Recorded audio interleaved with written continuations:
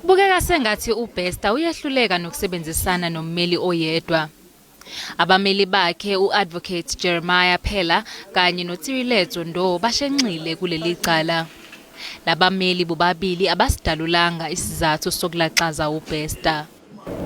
We had a discussion with our client, Mr. Besta, and we came to amicable agreement that there won't be further instructions from today for me and Mr. Ndo. So based on that, Your Worship, we do not have further instructions to proceed with this matter. And if the court is inclined, it is our humble request for the court to accept our application to be recused. Uphiko oluphenya amacala omphakathi luthi baningi abasazokhalelwa amasongo kaSigonyela.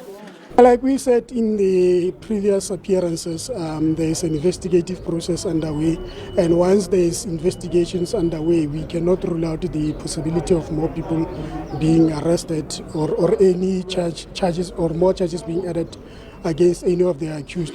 Ummeli kaBesta yena ucele ukuthi uBesta ayifikele mathupha uma esevela futhi enkantolo.